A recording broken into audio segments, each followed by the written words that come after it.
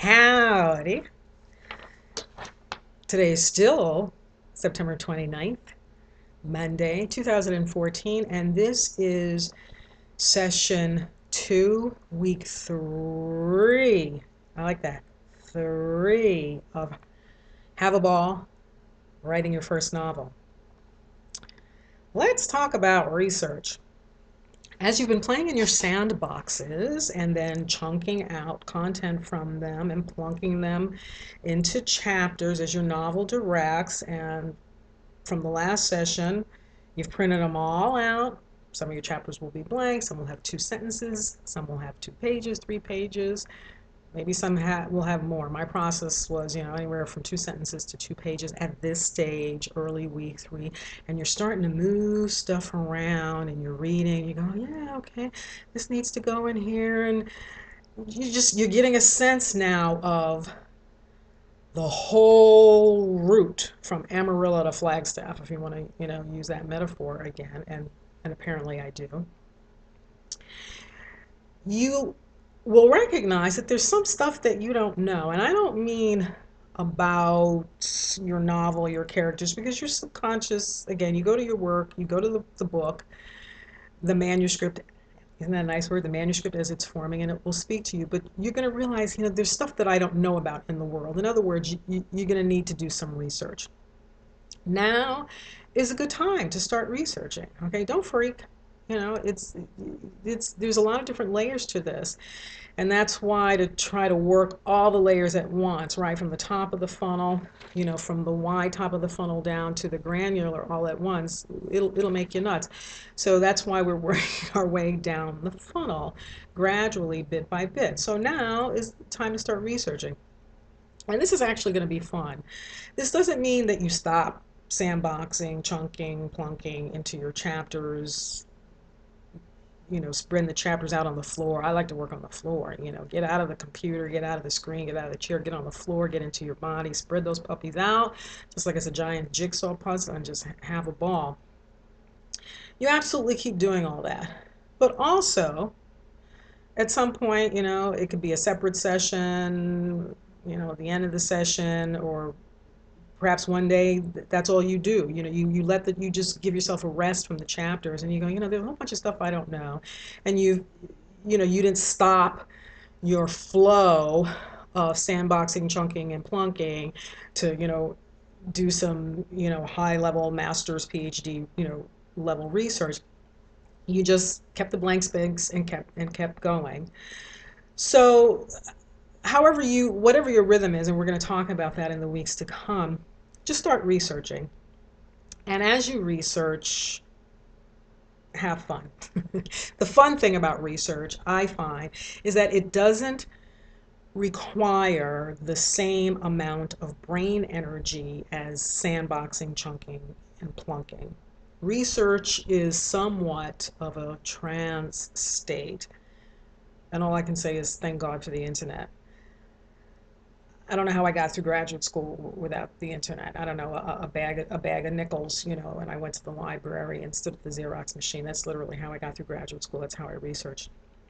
Because there was no internet when I went to graduate school. Well, there was, but it was just like 2 years old. And, well, whatever. You can actually be somewhat tired or even cranky when you research because your brain isn't doing much of the work, and it doesn't need to, because the internet is the main brain here. In other words, you don't need your full-on brain capacity for this initial phase of research. I call this the go get it phase. Okay, just go and get it. Later, when you have to analyze what you've researched and make some decisions about what you're going to take and what you're not going to use and what fits where with your novel, then yes, you will need to use more of your brain. So don't waste conscious brain cells attempting to make heads or tails of all of this stuff that you're going to find on the internet, because we know how jam-packed the internet is with information. Just gather what intuitively feels right at this point.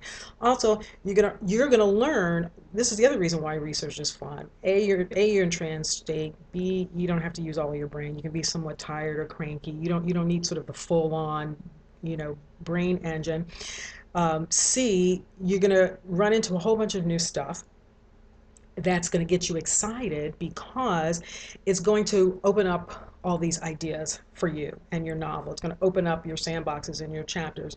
In other words, research itself is just another input for your novel, as is your entire life. And all of that is simmering in this yummy, spicy stew known as your subconscious. So all you got to do is go to your favorite search engine. I use Google and just, let her rip. There's going to be tons of content that will come up for your query. Just start clicking on links, skimming, reading, sifting, copy and paste links into Word documents, copy and paste content into from your research uh, into Word documents, and you're going to use these later, okay?